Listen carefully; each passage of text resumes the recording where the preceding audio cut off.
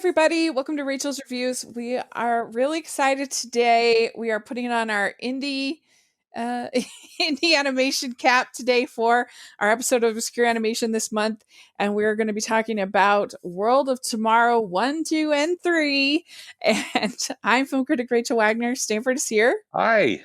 Yes, and we have a very special guest. Yes.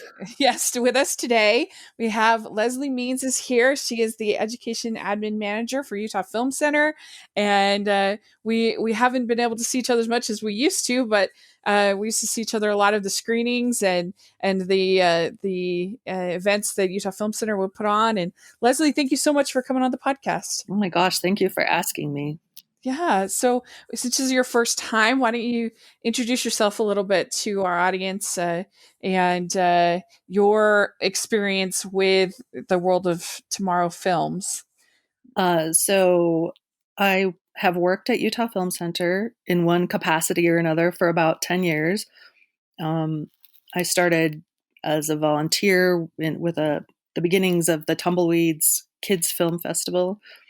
I was on the advisory board, and then I got hired to do a contract job, and then I got hired part-time, and the rest is history. And when people say, what did you want to be when you grew up, like when you were a kid? Yeah.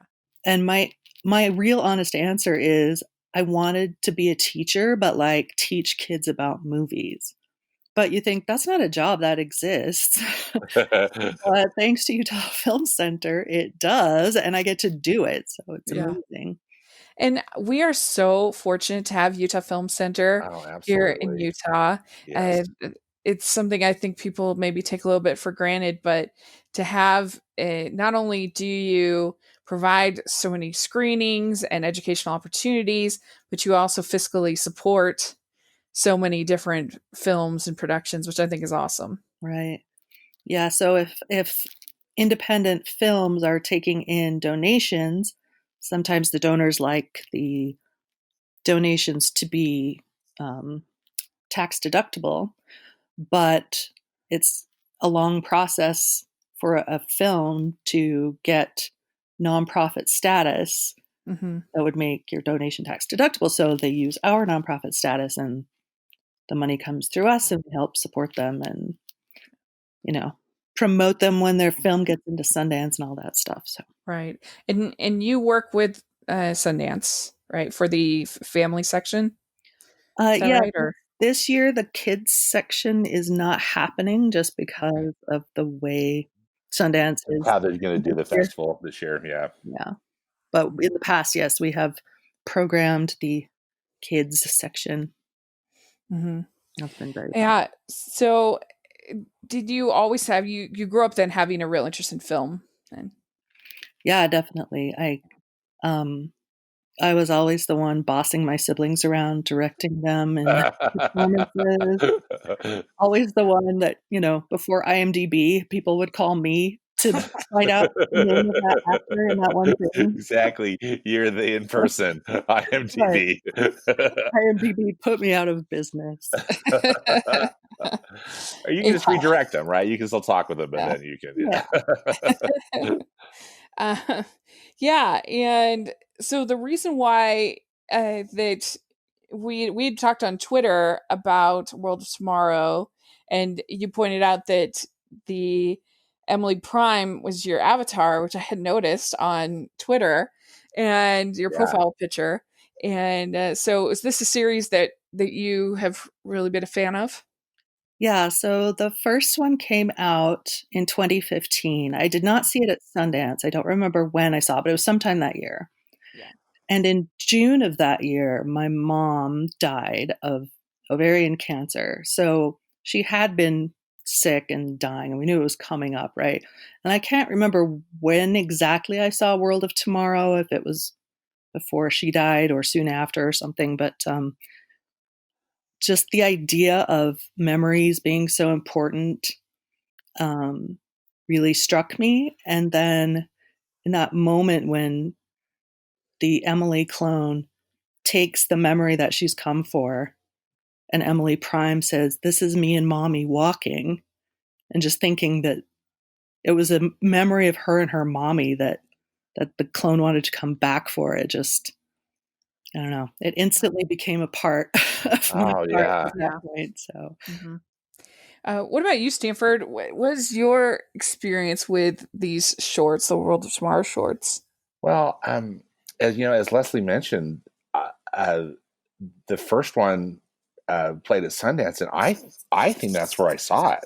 Was at the 2015 Sundance Film Festival, and uh, I mean, I'm speaking of memories, sometimes I can't remember even what I had for lunch, but I on any given day, but I really racking my memory over this. I really think that's where I saw it, and I had not seen the second or third one until Rachel filled me in about this, and so I was so happy to see the continuation, and just what an interesting thing.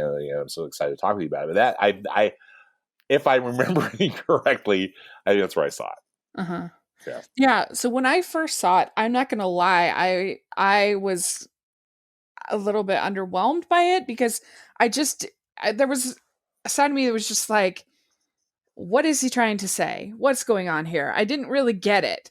But I have to say that the three of them together, I think it makes it way better.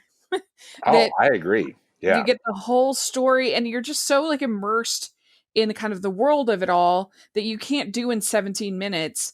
But now it's basically a feature at this point, and it makes so much more sense to me. And I don't know, there was a side of me that was thinking when it first came out and it was just the 17 minutes that it was like, are people just pretending that this is brilliant? Because I don't get it. And I feel stupid that I don't get it. I feel dumb.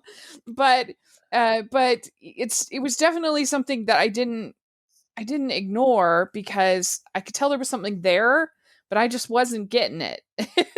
And so it's taken me a while, but now I really love it as part of the three. I think I really love it. I think the third one is probably my favorite, and maybe it's just being so much longer than the others that it has sort of more to chew on a little bit than the others for me. But yeah, it's interesting because I feel like that first one made such a splash, the second one a little bit of a splash, and this third one I just felt like nobody's talking about it, and I don't know why. And if it's just too much for 2020 or what is going on. But that's why I wanted to go ahead and talk about it on this podcast because I was thinking people should be talking about this. This is one of my favorite. It's easily my top 20 films of 2020. I yeah, think that's a I big mean, one. the first one, not just because of the tie I had to Yeah. the mommy moment, but I was instantly like, this is one of my favorite movies ever. I made everyone in my office sit down and watch it, which you might think happens a lot at Utah Film Center, but it doesn't because we're busy scheduling movies and Yeah. promoting them and things like that. But you, you probably want to save those moments for when you really like something, right? Because there's so many. Well, Uh, I love so much seeing it at Sundance. And again, if my memory is serving me right, this is where I need like a Stanford Prime. It's like, please help me. But what uh, it seemed to me that I saw it in one of those compilations. Where yeah, they show a number of shorts. Would that be could that be right, Leslie? Do you think? I mean, um, probably. yeah, I'm guessing that's what it was, part of the and animated shorts and program. I remember being really wowed by it, but then also, I mean, and I just felt like he was just also incredibly experimental, as Mhm. are many of the shorts that get showed at Sundance, right? I mean, I think that's just part of how Yeah. the programming goes, and maybe you could enlighten us too on some of that as well, Leslie, because that's what I was wondering. Did you get to be part of the selection process for this, Leslie, or how did that work in No, 2015? no, I had no connection to it. Even the kids section that we have programmed in the past, I don't really have anything to do with. Uh, So yeah. Well, I have to say, I think I also appreciate World of Tomorrow a lot more after seeing the scores and scores of wannabes that come through Sundance that I just felt like after 2015, the animation spotlight was chock full of Don Hertzfeldt wannabes, and it was always so Interesting. clear Yeah. which how like okay, he's way better than all these people, Hmm. and I felt like an obligation, like I had to go to the animation spotlight, but it was almost Yes. always not for me, and I just the most sort of pretentious and kind of convoluted and just not pleasant to watch at all. And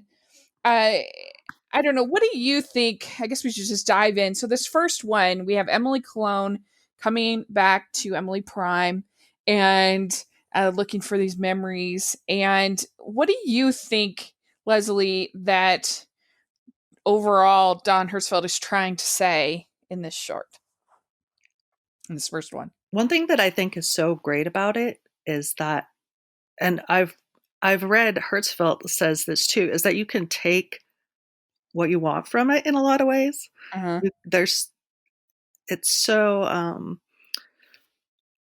susceptible to whatever you are feeling. You can take something from it, whether it's you think it's hilarious or you think it's sad or you think it's terrifying. Um, I Yeah. For me, what he is saying is, what does it actually mean to be a person? Is it your physical body? Is it your memories in your brain? Is it does it matter? I Mhm. the clones have their own body in a way, but they have these memories that are theirs but not theirs. So who are they actually? Um, for me, that's what he was trying to say. Mhm. Yeah, I found an interview with him, and he said they asked him, "Do you usually start with a plot idea, thematic idea, one uniform philosophical notion?" And he says, "I don't think I ever write in a straight line. I'll jot down 100 stray ideas over time, and one day I'll sit down and see what connections might be made out of them. I really want this scene to be in the movie, so how do I get it there? This is a good line. How can I get the character to say it?" So this actual story usually only starts to reveal itself when I sit down to logic all these bits and pieces out. So I think that there's probably, I think he would probably agree with that, that it's a kind of an evolution even in his own writing. Yeah, that there With wasn't some particular point he was trying to make, that it's more a question, more here's a cool sci-fi movie that I came up with, and it has lots of questions in it that you might relate to or not. Mhm. Yeah, what do you think, Stanford?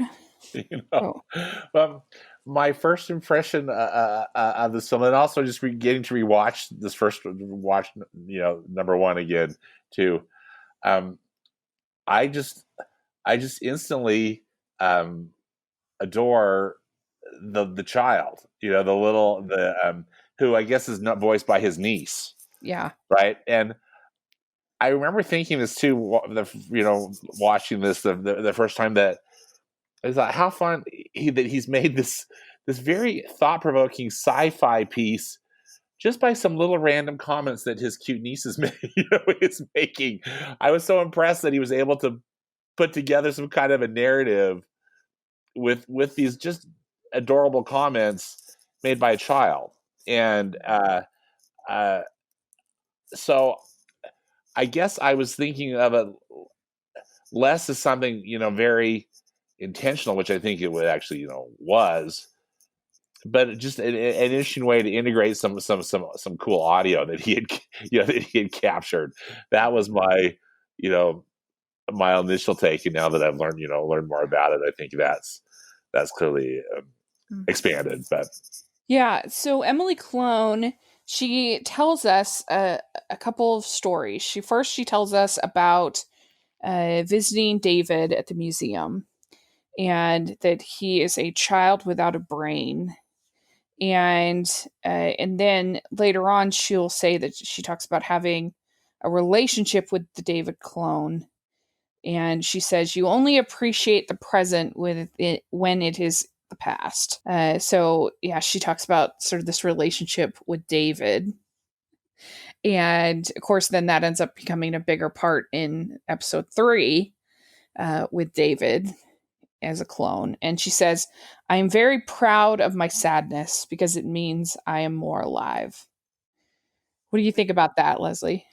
Well, not to continually tie this movie to a certain part of my life, because I still, think it completely holds up on its own and it isn't just something I like because of when it came out. But my mom always used to say, when you feel pain, you're alive. So her saying that just sort of touched me like, Oh yeah. wow, that's so true. I can be proud of my pain because I'm feeling something. Um, Mm-hmm. so much more of a connection, but overall, it speaks to the whole idea of what makes you human, Mm-hmm. you know. And she feels pain, so that's a feeling. Like she at first was in love with a rock, and then she was in love with this weird monster, and she kind of is having trouble with emotions. What are emotions? How does this work? Is this appropriate? What am I supposed to be thinking? And so the idea that she feels pain feels much more human. Like, oh, okay, maybe I am real. Mm-hmm. Yeah, because there's the robots, and the robots are in perpetual motion. They don't feel the pain in that same way. And yeah, and then she falls in love with the rock, which again, the first time I saw it, I was like, what? What is going on? I'm so confused. But then she says, I no longer fall in love with rocks. Yeah. I thought that was so interesting too. It's one of Mm-hmm. those parts that to me is funny and also horrifying. Yes. It's so funny. Oh my gosh, she fell in love with the rock. And you laugh and then you think, oh, wow, that's really sad though. Yeah, So because she's a Exactly. Yeah. clone. that's how the whole So movie is for me. Well, all three of them really. You kind of flip back and forth between laughing and then being horrified. Mm-hmm. we also find out that there's going to be a meteor that's going to come in 60 days, and that the upper class are uploading their consciousness in cubes, and so there's this attempt to kind of save the upper class. I'm not sure what he means by conscious, quite what he means by consciousness, but I guess your soul or your brain or your intellect or Well, exactly. yeah, I It's guess. probably all of that. All the above, Mhm. right? Yeah. And he says, then he talks about the stars. The stars are dead bodies of the poor exploding. And I mean, there's not a ton, I don't feel like, of social political commentary in this, but here's like a little bit where it's very matter of fact that the the poor become the stars, and look how, and then you have Emily Prime who thinks the stars are beautiful, and yet they have this darkness to them. Mm-hmm. So, I don't know. What do you think about that, Stanford? Well, I'm with you. I wasn't sure how much to read into it as far as was this social commentary, you know, uh is it kind of like his version of 1984 or so, or something. Uh, you know, of course, and also very science fiction like too. But um, honestly, I frankly wasn't sure how to interpret it. Uh, Mm-hmm. Other than just like, well, this is really interesting. In a way, it kind of didn't necessarily blow my mind, but I just thought, what an interesting concept. And then it went on to the next interesting concept. As the 17 minutes unfold. Mm-hmm. Yeah. I think there was the thing when it first came out, there were so many people that had those incredible responses like you did, Leslie. And I was watching and thinking, what is this? was this trying to say? And there was a side of me that felt kind of stupid. Like, why is everybody else having these great responses and I just don't get it? Like, what am I missing? But I think it just took me seeing the whole story. I don't know why, to really kind of get it and get this. I mean, I felt like I got it more in the second one when I had that, but now that I've seen the third, I feel like I get it. And I don't know if I just needed all the pieces and that's just the way my brain works. But I mean, I'm not the most experimental person, I guess, in the world. But it's been an interesting kind of journey with me with this. He says that she says, do not lose time on daily trivialities. Do not dwell on petty details. Now is the envy of all of the dead. And so I think that's probably the most profound thought of the whole short. At least the thing that struck me the most on this watch is how easy it is to kind of dwell on things that don't really matter. And I think we've all felt a little bit of that this year, that as things have been taken away, right? A lot of those things that just kind of forced us to sort of focus on the most important things, right? Yeah, because the Emily clone, she's going to die soon. She knows this. Yes. They're all, even the people that are rich enough to survive, who knows, we don't know for sure what their status is going to be, if they're going to be just a consciousness in a box or whatever. But what's the one thing she wants in those last moments? She wants to retrieve that memory of walking with her mom when she was little. That's the Mm-hmm. most important thing to her. So, Yeah. yeah. Don Hertzfeldt, he says in this interview, he says, uh, he's, he says, in this year of years, what do you hope people will understand about death and its inevitability, or is it all there on the screen? And if so, that's okay too. And he says, understanding death and its inevitability is maybe the most valuable thing a person can do for themselves. So it's Right. obviously very important to him.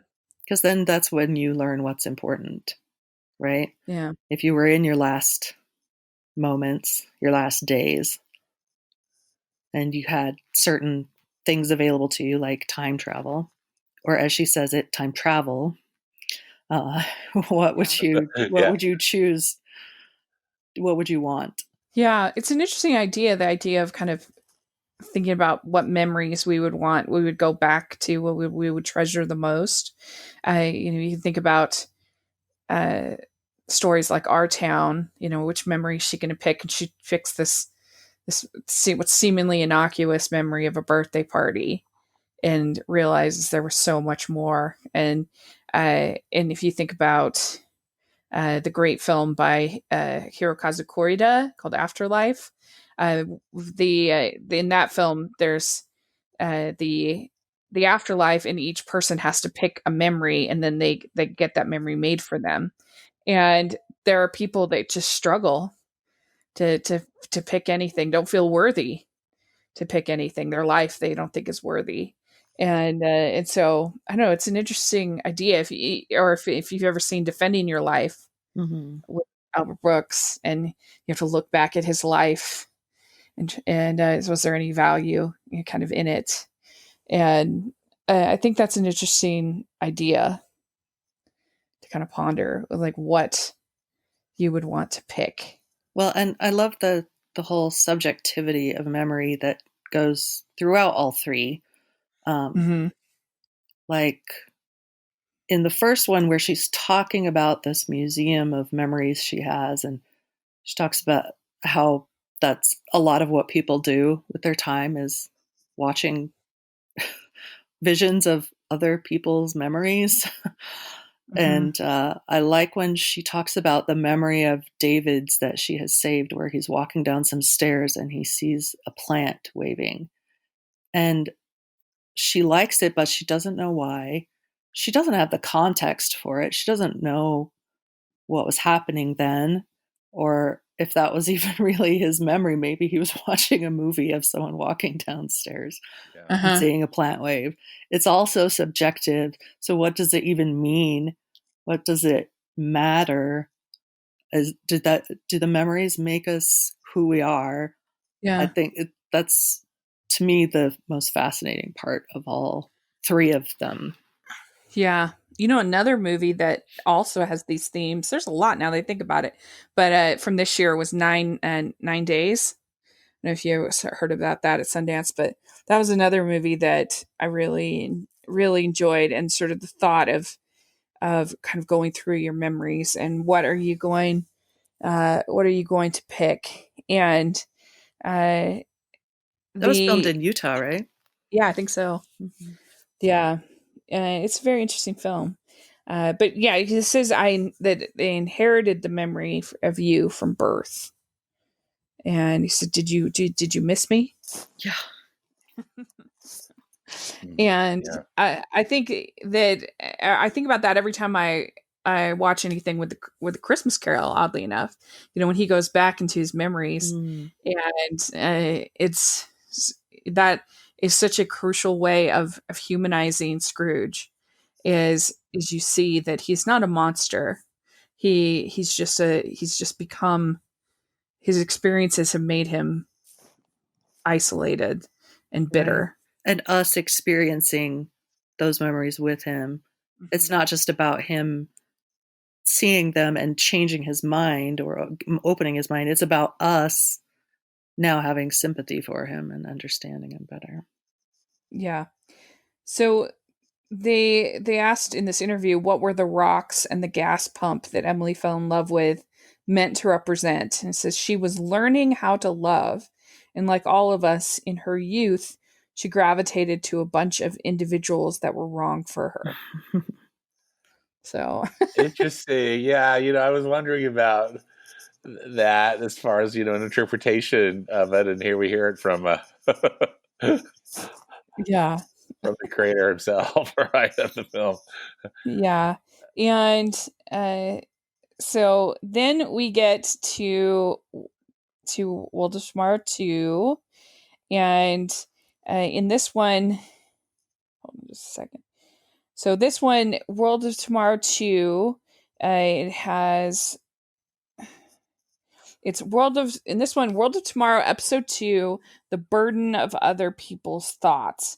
This came out in 2017. Both were nominated for Academy Awards.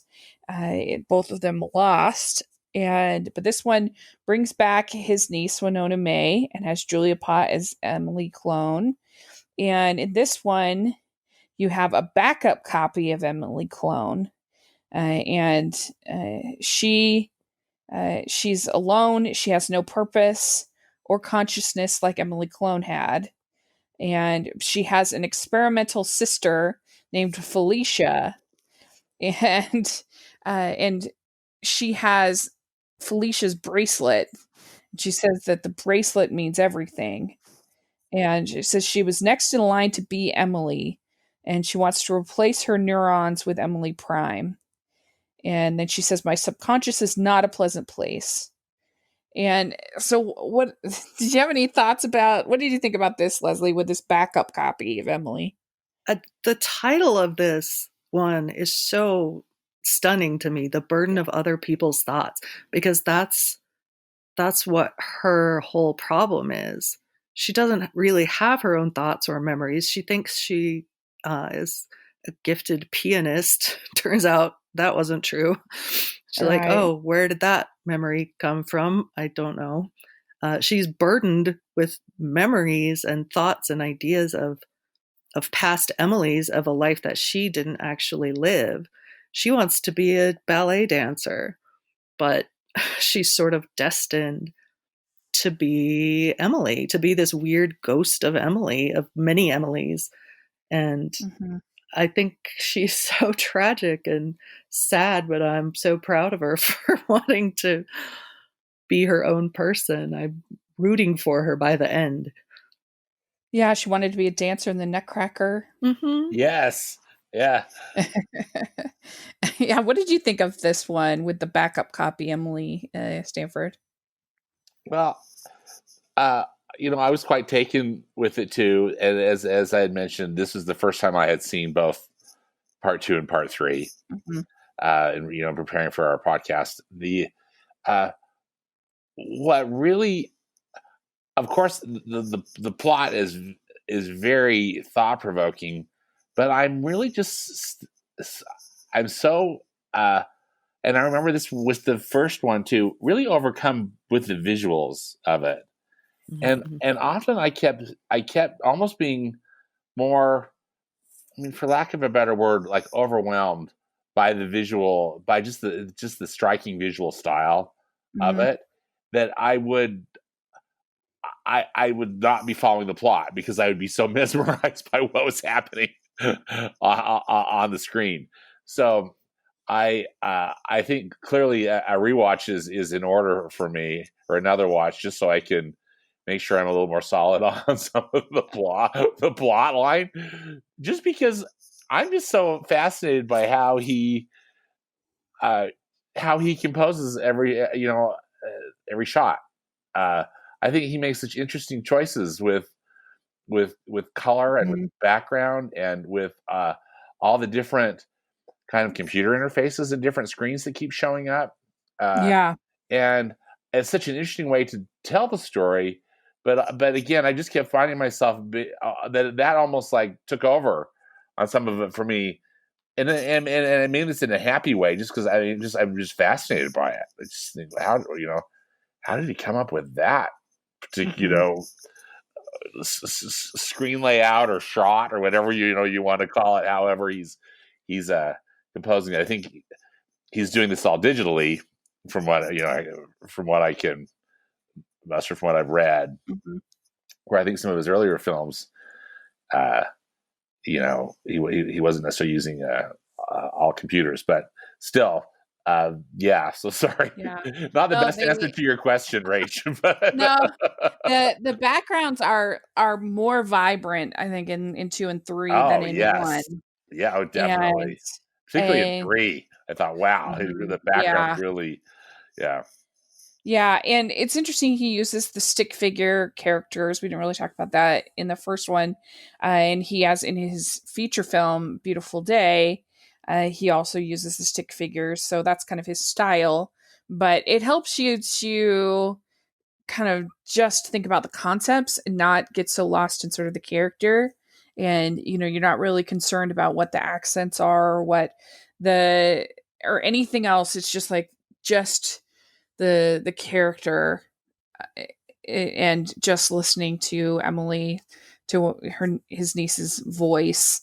And I don't know, I think it would be easy to get kind of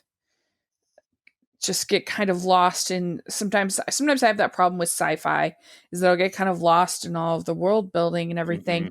and not focus as much on the characters and what they're saying. And I think that having that all just be really simple but beautiful helps with his ideas. And I saw an article in the Atlantic about this, and he says that he says you'd be forgiven for thinking this all sounds a little heady, but the delight of World of Tomorrow series is the clarity of Hertzfeldt's ideas and how powerfully they ring through the strange, naughty stories of the future he's depicting through a mix of stick figure animation and surreal digital effects. And it says Hertzfeld tackles how humankind will eventually contend with immortality, time travel, cloning, deep space colonization, and the end of the world. Hint, we don't handle any of it very well. There's a surprise. Exactly. No, I think that getting lost in the imagery is completely legitimate because Mhm. it's obviously intended to sort of overwhelm you. Um, and it is a little heady if you're trying to follow all the chains. Okay, now wait, which clone is this and which timeline is this? If you to me that's the part you don't want to get lost in too much, is Yeah. the laying it all out on a timeline in a clear way. It's just about a future Emily visiting the past Emily, and they float around in their imaginations and their brains and their consciousness and their memories. And I think these are sort of poems that you're allowed to get lost in for what they are, Mhm. you know. Yeah. In this one, there's actually two Emily Primes, and they end up both kind of exploring. And they say, I liked the line, beneath the surface is countless glimmers of hope. And they says there's to be wary of the bog of realism, which I thought was interesting. When little Emily Prime picks up one of the shiny things and the clone's like, put that back. That's Right. my precious glimmer of hope. I don't want you messing Yes. with it. Yeah. And she says, my subconscious is not a pleasant place. And Yeah, I felt like, she's a tortured yeah, character. She is. Yes. Absolutely. especially the clone. And each one seems to be worse off than the next. Each Mhm. clone. Because at least the original clone had love with David and had some joy. It seems like Right. they just get worse and worse. Yeah, what do you And think he's trying to tell us with I was wondering about that with the progressive clones, how they seemed just more tortured or less, or just more unhappy. Because they have the burden of other people's thoughts. They're yeah, Yeah. they're destined to just have all these shadows of memories of memories, Mhm. and some of them aren't even created with the intent that they'll live their own lives. They're just meant to be a backup They're that just a will wash maybe your backup. that's what he Yeah. dishes. means. Maybe Yeah. that's what he means by the bog of realism. Mm. Mhm. That if other people's thoughts, other people's reality, other people's problems, and I think that a lot of us fall into that trap where we worry where we're worry adopters. We adopt other people's problems. Yeah. It's easy to do. Yeah. Well, and think of how much we can be burdened by other people's thoughts, and we're not even clones. Right. What do my So parents true. want Yeah. from me? What's the right thing for me to pass on? What I was thinking about that a lot at Christmas with traditions, how many traditions are good to continue on and how many are just an idea my grandma had that maybe I don't need to continue anymore, you know. The Yeah. burden of other people's thoughts of, your bosses thinking you should do something this way when you think you should do it this other way. Or, Yeah. that to me that's it. This was the most sort of relatable human one because of that. Like she wants to be a dancer, but she doesn't. That's not what her destiny was. But in the end, she dances. Like, maybe we all need to think about that. Like, well, we feel like we're destined to be this, but is that somebody else's thought about what my life should be? Mhm. Yeah. What do you think about Sister Felicia? I don't know why that's that name.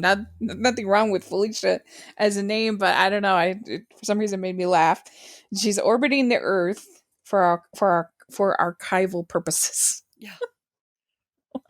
What does that mean? I don't know. I don't know either. Well, it's so much of this is so a metaphor, or depending on when he made some of it, a prediction for Yeah. today. The Yes. idea that people put their lives into images on Instagram or whatever for archival purposes. They don't have a photo album Yeah, that's anymore true. that they're going to show their grandkids.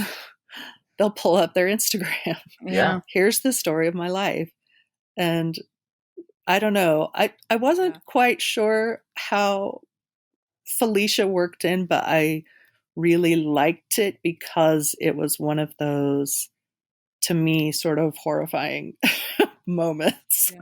Like, oh, and there's another one that's just destined to just be nothing, locked Uh-huh. in a something forever. That's Yeah. a really good point because if you think about coming up in the third one, where he has a chance to sort of purchase all these different memories and different experiences and different things like that.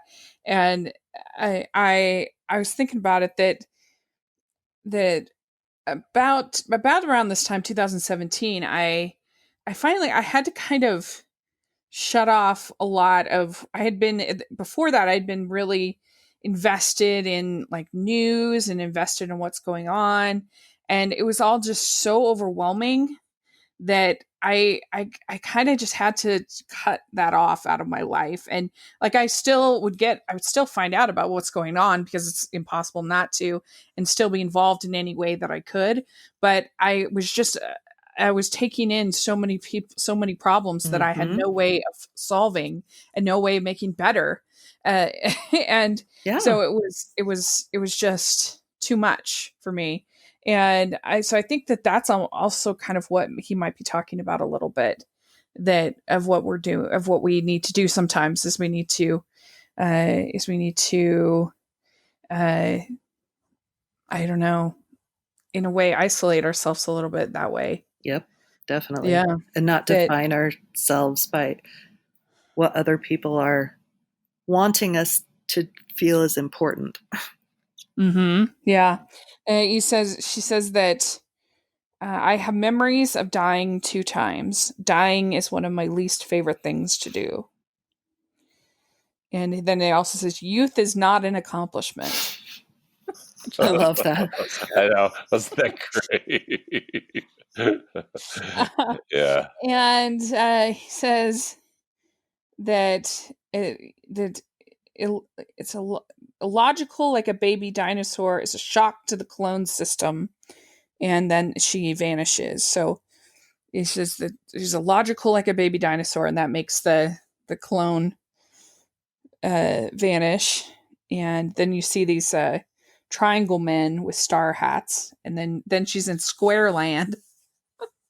That was one of the What? things I loved about this one is how Emily Prime is still young. She's still innocent and happy, but she's a little bit taking charge. Mm-hmm. She's Yes. like, no, there's Triangle Land, and over here is Square Land, and here's what happens in those places. And if you want to dance, then you should dance. And so she's sort of she's guiding her future. She's being the grandmother to her Yeah. clone. To her clone. Yeah. And it says we cannot live in the past, we have to let it go. And this made me think of one movie that I love more than most, it seems like, is the movie Saving Mr. Banks. And Mm. I love the scene when Disney is talking to P.L. Travers, and he talks about his dad, and how he used to have to go out in the snow every day delivering papers. And he says, Mrs. Travers, I'm tired. I'm tired of remembering it that way. And I think that, and when I first heard that, that really impacted me, because I think that that forgiveness sometimes, it can be so hard to because you feel like, or at least people tell you, well, forgive and forget, and that's impossible. Like we can't do that. Like we can't forget. It's like when people say don't think about a purple elephant. You immediately think about a purple And elephant. don't think That's about a what you baby think. dinosaur later. Yeah, that's right. That's right. Yeah. The That's baby right. dinosaur. Uh-huh. And and I don't know, just the idea of we need to be able to remember it without the pain, Right. right? We're tired of remembering it that way, and I think that that's kind of what he's trying to say. And he says, should I be yelling? Should I be yelling Right. now?" And we have to let go of the pain, because it just doesn't help you in your life. And so I think that's one of the main messages that he's trying to say in this one. I like that. It's interesting. All right, well, let's talk about the third one. This is World of Tomorrow 3, The Absent Destinations of David Prime. And so this one, we have Emily Prime is gone, and I think he had just basically finished all of his recordings. It says here, let's see. Got it. They were asked him a question on this interview about it. Sorry, just one sec. Let me find it.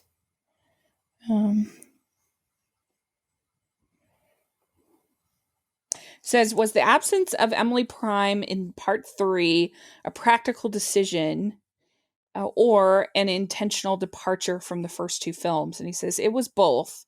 I couldn't find a way to fit her in naturally. And I also felt like the series needed to start growing in other directions and not rest on the past. Episode 2 had also been really difficult to write. It was so reliant on Winona's recordings, and it felt like the dam was really broken when I was finally able to write without any restrictions this time. Mm.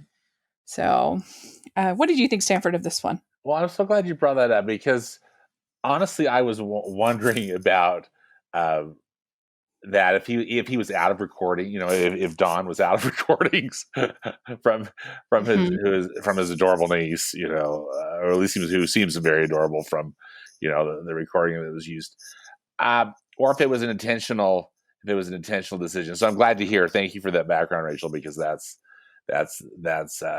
very helpful, because that was just something that I really wondered initially, about it, because that's tone. And then, of course, I felt like, again, I'm a bit of a broken record here, so sorry about that, but I was really swept away with the visuals on this, because I really feel like I thought there was quite a marked difference between the second one and then this third one, just with just the visual style. I mean, clearly it's theme and variation of the other two, but it's almost like it was just like on steroids, just the different type of backgrounds he was using, and the color palette, etc. And I was just really, again, maybe I'm just easily distracted by the shiny things, but I was like, oh, this is so cool. I mean, this looks so amazing. And then just the direction that the plot goes with that, in this one, Well, and it's really something. Yeah, it should be commended too that this is all him. He Right. did every aspect basically of these shorts, which I think is amazing. I do too. He's the writer, producer, animator, editor, everything. So that's really incredible. And in this one, they're in this like virtual shopping kind of world. It's like a Ready Player One kind of world, and he gets the option of it's outer rim shopping, and it says have a purpose with deluxe subconscious, and that's how he wants to buy. And again, should you grow gills? And he says, why not? He adds it to the cart. I know. It's so funny. And it's funny in the interview. He said, someone asks, if you were put into the world you've created, would you buy gills? And he says, I tend to avoid putting my head under water because I almost always get water in my ears. So I guess I wouldn't need them. Gills also seem like they'd be a real nuisance to keep clean. But of course, David was haunted by memories of nearly drowning, so gills would seem pretty practical. Like they'd be very practical. Yes. So then Emily Clone visits baby David, and she was married to David, and he says, will you be the one to discover my dead body? And then she says, I sometimes look forward to drowning together. What do you think of that, Leslie? Like, because she has sort of inherited this memory from him, and again, she doesn't really have it in the right context, but when she goes to sleep, that memory might pop up, and it's not hers, but she's with David because they're drowning together. So again, it's one of those funny but also horrifying and sad moments. Yeah. This one to me was the funniest of the three. Yeah, definitely. Oh, for sure. Yeah. When it brings that kind of spam into the world, I thought that was pretty funny. The different spam in the box. And when she warns him to be careful going through the cave with I forgot what they're called, the worms that are dripping. And yes, it's super dangerous. Don't let any of this touch you. And he goes through and just gets drenched. To me, that's the most laugh out loud part of any of the three. Yes, Yeah. cracked me up too. I liked when he said, "I feel like I should like avocados more." I don't that made me laugh. And I can certainly relate to this in the world of social distancing. It says, "If you ever want to hug me, please just touch my arm instead." Yes, I was thinking that too. It's like that is so timely. Yeah. So then David dies, and David goes on a journey. He says David's dying all over, and you see all of these Davids that end up shooting each other. Yeah, they like kill each other. Yeah. So the um, it says you may notice a simplification of your mind, and then he gets struck by lightning. And then he also says, "Here's a list of all the things that make me happy." Because she assumes that while he's walking through this landscape, he needs to be entertained. So it's obviously Right. all about her. She's kind of cocky. Hmm. She is, isn't she? Yeah, that's a really good point. But, what's so striking to me about this third one is that it is the most straightforwardly funny, but it's also a love story in the way that the others start off. They sort of Right. start They the love touch on it. story. Yeah. We know it's a love story and we feel it. But then this one, it's like because some memory of someone he sort of thinks he remembers showed up, he's willing to literally give up everything, all his brain function and all his Yeah. thoughts and abilities to go find her and then becomes obsessed with her and Hmm. then of course it has this lovely romantic ending which is what you get from watching all three together. Like when I rewatched these all three the other night with my husband, we watched the first one and I said, this movie is such a perfect movie. I kind of don't want to watch the next two right now. Hmm. But we did. And then I was like, no, okay.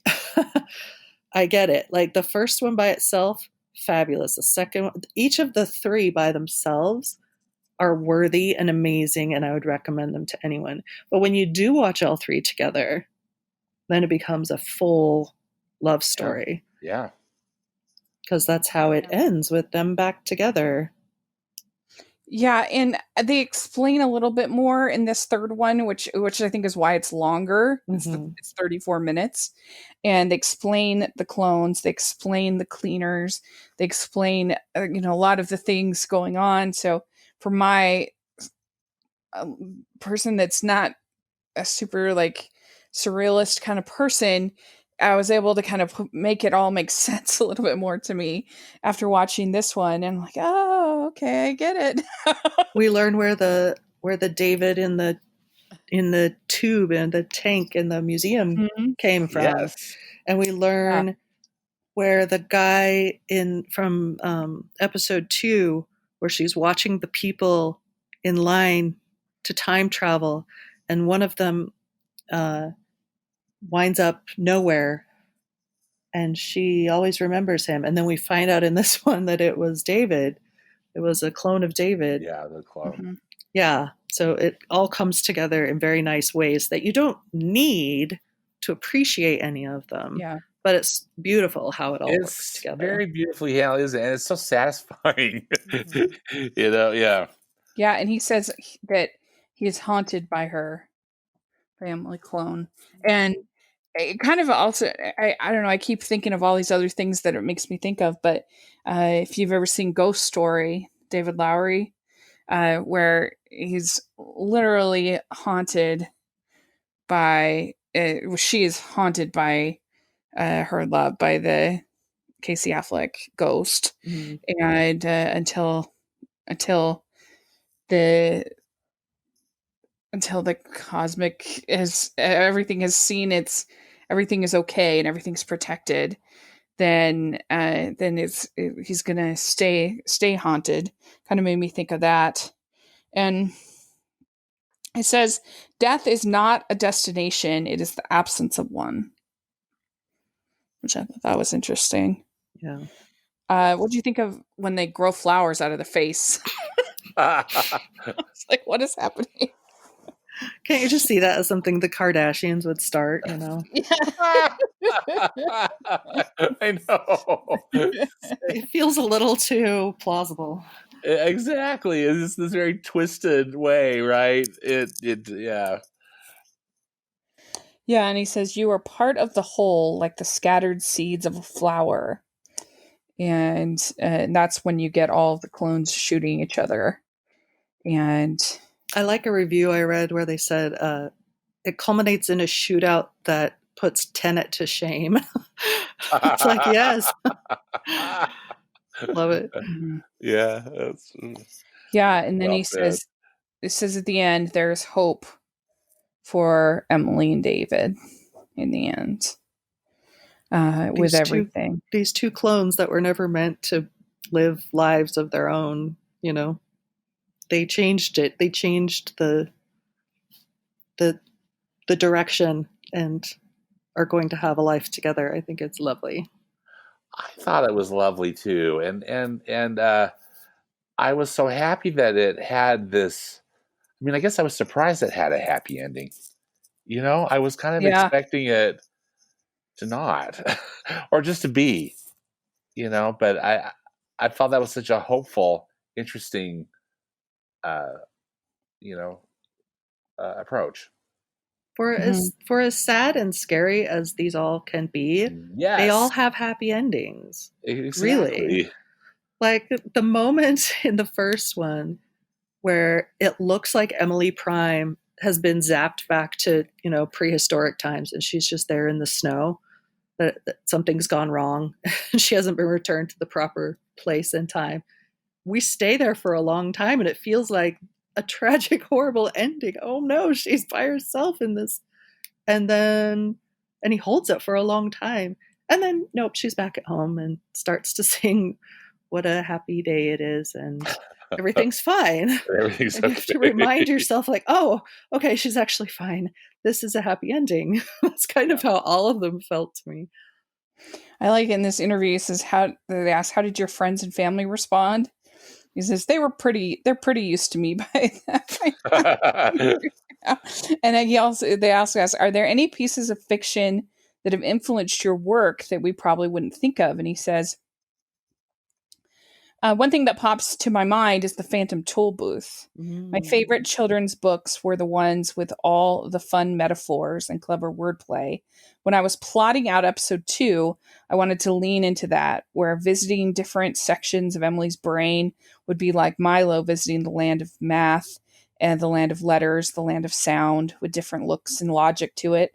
So we had the bog of realism, the glimmers of hope, the broken memories, the logic center, and all the stuff in Triangle and Squareland. I guess that's a lot, but I wish there had been a lot more. Mm. So I thought that was interesting. The you can see that with also with the Phantom Toll Booth in the emphasis on uh on time, Mm-hmm. Phantom Toll Booth, and so I thought that was interesting I that like he that. said that. And yeah, I think that I actually think I enjoyed this even more actually taking notes and not just watching it, because I was able to kind of, I guess it's just the way my brain works, because I was able to write down and be like, oh, that's what he's saying, and kind of connect it all a little bit better. And so if you have a brain like me, I recommend doing that. It's actually like watching this and taking some notes and really thinking about uh, kind of what he's trying to say. And so, yeah, I think it's a very interesting project. And I think as a part of a 3, I think that it's very, very satisfying, and he should be very proud. Hopefully, Agreed. the third one will also get nominated. It's for, I feel like it should, and I feel like it should win. I haven't watched all the shorts for this year, but I mean, it just seems like there should be some kind of recognize, some kind of honor paid to the trilogy as a whole. Right. But, the Oscars, what are you going to do? But and it's just impressive that he does it all by himself, and that there's still this kind of animation and creativity is still possible in this day and age, and that he, he's never, it was saying in this biography I was reading that he's never had a job. He's always worked for himself, creating his Yes. own animation, which I That's think is an awesome. interesting thing to learn about him too. That he's he's the definition of an independent filmmaker, and Right. that's how he wants to stay. And I really applaud him for what he's Mm-hmm. been able to do. Yeah, as one critic described it as, says Hertzfeldt has crafted what might be the crowning achievement of modern science fiction. Can't argue with it. Exactly. So there we go. That is the World of Tomorrow. And you'll have to let us know, if you're listening, what you think he's trying to say, or what you got out of all three of these shorts. I definitely recommend them. They're pretty cheap to purchase or rent if you go to his Vimeo. We can put that in the description. Definitely worth supporting independent animation. And Leslie, thank you so much for coming on and talking with us. This was a Thank lot of you, fun. Leslie. This is so wonderful. Thank you. Thank you for having me. This was so much fun. Yeah, I loved it. And so if people want to follow you on Twitter or all that fun stuff, how can they do that? It's Leslie Means, at Leslie Means on Twitter. That's where I'm most active. So. Great. And Stanford, what about you? On Twitter, I'm at Stanford Clark, and I have a movie podcast and blog at moviespastandpresent.com. Great. And you can find me at Rachel's Reviews, all over social media, iTunes, YouTube, and on Rotten Tomatoes. So check that out. And also, you can follow me at the Hallmarkist Podcast. Lots of fun stuff going on over there. And so, yeah, let us know your thoughts. And we also have our Patreon group. We have the merch store, which you can get hashtag Animation Junkie shirts. So that's a lot of fun. And so thanks again, Leslie. Really appreciate it. And we'll talk to you all next month. Bye, everyone. Bye. Bye. Thank you.